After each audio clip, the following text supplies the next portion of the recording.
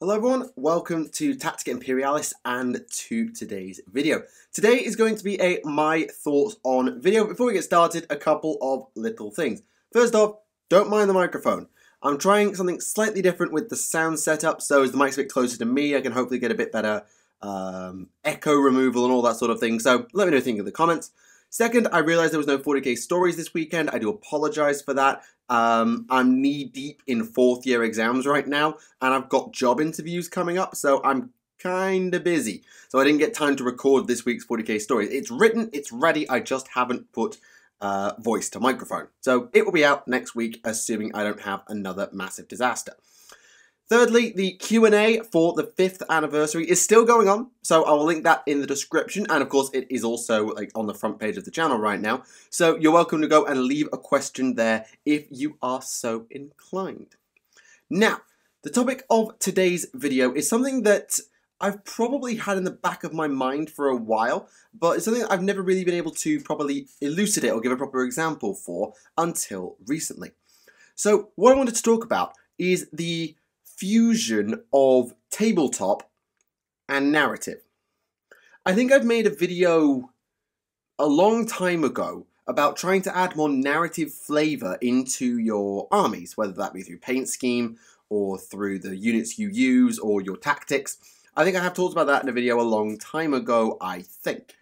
But I wanted to talk about today more about how the way the games are built and how that uses the narrative in a way that allows the tabletop to feel like it belongs within said narrative. So the example I wish to use for this is the Gloomspite Gits. And, well, Age of Sigmar in general, I guess. 40k does this a little bit, and I'll try and make examples as I go along, but the Gloomspite Gits really hit me recently with how they do it. Yes, I have the Gloomspite Gits battle tome, by the way, don't ask. And the example I wanted to give was the Arachnarok Spider. Now, the Arachnarok Spider now has 4 builds, but used to have 3. And the variants were the variant with the Flinger, the variant with the Spiderfang War Party, and the one with the Spider Shrine, i.e. the Shaman, on the back. They've now added the 4th one, the Skitterstrand. That's just kind of funny, because it's a teleporting Arachnarok Spider, and it's terrifying. But generally, there's been 3 builds. And the Arachnarok Spider with War Party, i.e. sort of the quote-unquote basic Arachnarok, has an additional rule on top of all of the other rules. It has better run and charge rolls, which, for a gameplay sense, is presumably to make up for the fact that it has no ranged attack, it provides no buff aura, and it has no magic, unlike, say, the Shaman variant or the Flinger variant. However, they don't just decide to give it this rule. The narrative team then went into proper effort to try and explain why it has this rule. So they talk about, in the Arachnarok Spider section of the Bestiary, about how the young Arachnarok Spiders are the ones who are mounted up by a Spiderfang War Party, because they're basically so vicious, impetuous, impatient, and just bloodthirsty, that to mount a gun or something important on the back of them would just be a terrible idea. The best thing you can really do is hang on for dear life and that sort of thing. So that's why they have this Voracious Predator rule, whereas the ones that are older are the ones that are mounted with the Flinger and with the Spider Shrine. So it says here in the Battle Tome, as Arachnarok Spiders grow older, they become more patient and malevolent. Diddly diddly dee. Their cooler temperaments and greater wisdom allow them to be used for more strategically varied purposes. Diddly diddly diddly dee. The elder spiders are also better able to commune with web spinner shamans, and the most ancient of their number may thus deign to bear such a leader into battle, even carrying his personal catchweb spider shrine into the fray. You see, that was about 5 sentences.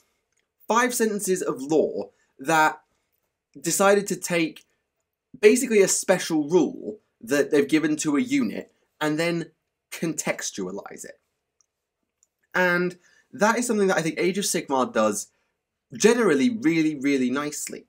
Every single ability in the game, every War Scroll variant where it's not just copy-paste with different weapons, they try and write a reason for why they are the way they are. To keep with the Gloomspite, for example, The Boing Gob Bouncers, aka the Squig Knights, they are squig hoppers that managed to survive a couple of battles and have got cocky enough that they now wear armour, believing that no squig would bite the bad moon, and it protects them from the squig biting their face because it's a giant plate armour helmet thing. So, it's just simple little lore things that change the way a unit behaves, and the way that they do it the best, I think, is in the allegiance abilities, and it's something that 40k actually can't do. You could argue that 40k has its own narrative links to the tabletop, for example, through warlord traits, through stratagems, through chapter tactics and their equivalents, but allegiance abilities, I think, are where it's at. Because allegiance abilities generally really play hard into the army's lore, and also sometimes into the context of the entire setting that they're fighting in. So, to keep the Gloomspite, their Bad Moon Rises ability, yes, song reference, go with it, is really quite an interesting gameplay ability, and probably something the design team were like, yeah, let's have something that moves across the battlefield and offers different bits of things depending on where it is. Yeah, that's cool, but it makes sense in the lore, because as the lore goes on to state, the Gloomspite Gits will only really come out when the bad moon is overhead. And when they're directly bathed in the light of the bad moon, they're filled with the Gloomspite, their equivalent to the Wa. And that's what drives them into this malevolent killing frenzy, which is why they get buffed when they're under the light of the bad moon, and why their bad moon is even there when they are. It's just about context. And one of the other fantastic examples that maybe talks a bit less about the setting and more just plays into the army is the Idoneth Deepkin. Because their entire gimmick, for those of you who haven't read their book, is they're a raiding army that comes in, hits you really hard, runs off, and you forget completely all about it. That's their entire gimmick. And they reflect that in their two special rules. Forgotten Nightmares. You can't see anything but the closest thing because it literally just falls out of your memory. You just forget that they're there. And then they have their Tides of Death, which is low tide, rising tide as they move towards you at high speed, high tide as they crash down on you at high speed, and then ebb tide as they pull away, and low tide as they retreat back into the darkness and the mist. It's just fantastic storytelling through gameplay mechanics. Because storytelling is fantastic. The storytelling generally by Bat Library, whether you love or hate every individual piece is up to you, but generally the writing is very high quality and tells a really cohesive story. Whether you think it's a good plot is up to you, but the story in itself is generally pretty cohesive. And sometimes the games and the lore can feel a little bit detached. There can be moments where you think, well, but in the lore they can do this. Why isn't this really reflected in the game? Maybe they have the same save stat as some random cobbled together armour, despite the fact they've got super well engineered armour. Cough, I'm looking at you, Stormcast and Space Marines in particular. And that's something that you might not care about per se. It might not be something that really bothers you. But if you are someone who it bothers because you're a narrative-minded person, you like your army to play like it does in the books, then having these narrative-linked abilities and these stories through mechanics is a really good way to enforce that narrative on you. And sure, you don't have to use it because you're not obligated at any time to use an allegiance ability. You're not obligated at any time to use the warlord trait that you're tied to. They're not use a warlord trait unless it's like an named character. And that's really, really lovely that you have this option to take the narrative into the game or not. Sorry, I'm getting a little bit random and rambly here, so let me try and get back on focus. So what I wanted to say with this video is to talk about the idea of these narrative-focused gameplay mechanics and why I think they're such a cool idea and why I think they're just a really nice innovation, something that I hope GW continues doing. And the simple reason is, well, for me, it's flavour and it's also context. Now, you could argue flavour is subjective. Flavour, to me, is like what makes an army feel distinct, what makes it feel unique. And this could be in its model design, it could be in how its background is written, but I want an army to feel unique on the tabletop. And sometimes, in particularly 40k's case, you can have it where a lot of armies feel kind of similar, i.e. they're a mid-range shooting army, they're a combat army, they're a certain style of army, and a lot of the abilities sort of work around that as a gimmick. And that's fine, and it gives those armies their own little bit of flavour. But the more narrative-focused mechanics there are tied into those armies, then the more unique and flavourful that army feels.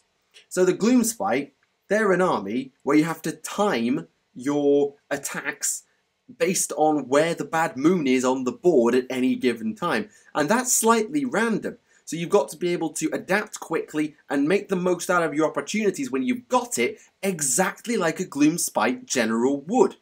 Use your troops carefully, well, a little bit more all over the place, and then strike at the opportune moment to land that sneaky stab in the back and carry the day. You play the Ideneth. You want your army to strike together. 1, 2, bang! That's how you want that army to behave. So, you build your army around getting it into melee to hit on turn 3 and then disengage. The mechanics encourage you to play that way, and your army feels more unique because you've done so. Same thing in 40k. If you play Farsight Enclaves, you're encouraged to get up close and personal and lay down the law at close range, because you get a boost for doing so. You're not obligated, and you might not always use that bonus, but the bonus is there and it rewards you for playing the way that the army's flavour and lore suggests they should be played. And the other is, as I said, context. This is something that I think the Allegiance abilities, in particular for Age of Sigmar, do fantastically. They are brilliant at providing context for why certain things are the way they just are.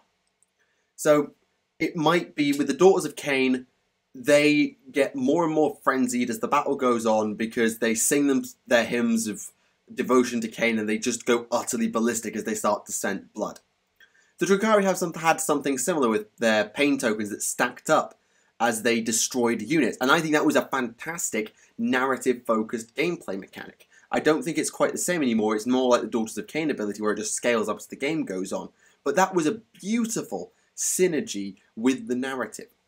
And then you've got this thing like the Arachnarok thing that I mentioned. Small, completely throwaway, but they took the time to write 4 or 5 lines of context as to why the Arachnarok Spider with Spiderfang War Party has this extra special rule over the ones with the Flingers and the Catchweb Spider Shrine. It just helps to ground the army as a whole into the setting that it's playing in, which is something that isn't absolutely necessary to the health of the game, isn't a failure of game design if it's omitted. It's a really minor thing for a lot of people, but to me, that extra bit of context as to why certain things are the way they are helps take an army from kind of cool, okay, I might play that, to, oh, that is really, really interesting. Can I see more, please? Also, I realize I've not sat in the centre of the camera the entire video. So yeah, it's a really simple thing, and it's a really small thing that I wanted to talk about today, just this whole little narrative mechanics, but it's something that I really hope people enjoy, and I hope it's something that Games Workshop continues to push with their rules releases in terms of adding that extra flavour. And I know that probably comes at a cost, that cost being game balance. Now, I know Age of Sigmar hasn't had sweeping balance changes like 40k has, but that may be because they're not really trying to make Age of Sigmar a super balanced, hyper-competitive game in the same way that 40k kind of wants to be but isn't. 40k has sort of stepped away from its narrative in terms of its game mechanics in order to get better balance. That's not to say the narrative isn't there. What narrative is there is very good, but it's sort of stepped away from this huge, like, grounding contextual narrative stuff in order to go for game balance overall. Age of Sigmar hasn't done that. It's decided to double down on its narrative, and if game balance suffers as a result, well, okay, it's not too bad. So I guess what I want you to take away from this video is I hope you have a greater appreciation for the work done by the writing team that sort of brings the narrative and the mechanics of the army and takes these two separate things and sort of amalgamates them into a nice cohesive whole that makes an army feel more like it sounds like it should feel. And if you are someone who runs narrative campaigns and does open play events where these sort of custom rules and innovations are allowed, I hope that you're able to sort of take some inspiration from that and use that idea of narrative-focused mechanics to create a fun, thematic, and sensible, within the context of the universe, set of bonus rules or mechanics for your campaigns, for your missions. I really hope that you're able to do that if that's what you like to do. And if you're someone who's looking to experiment with excuse me, looking to experiment with homebrews or other things like that, again, think about this whole idea of taking what they do in lore and what you want them to do on the tabletop and trying to bring it together, because it just takes an army and a book from a good book to a great one, in my opinion. Anyway, I know that's a very, very minor thing for me to ramble on about for the best part of 15 minutes, so I'll call the video there. So that has been my thoughts on narrative-based gameplay mechanics. I know it's not a very innovative title, but there you go. So let me know what you think in the comments below. Do you agree? Do you disagree? To what extent? And just give me your thoughts. Would you like to see more of this narrative-focused gameplay? Would you like to see the game double down on its narrative? Are you more in the idea of let's let the narrative be the narrative, but let's let the game be the game. The game balance and the design of the game has to come first. If you can make the narrative work, then great, but not the end of the world if not. So just let me know your thoughts. I'm always interested to see what you have to say. Don't forget to get involved in the 5-year Q&A, link in the description below. So I do hope you can do that, and I will see you all very, very soon. So thank you very much for watching. This has been Tactica Imperialis, and that's been my thoughts on narrative-focused mechanics. I'll see you all again. Bye for now.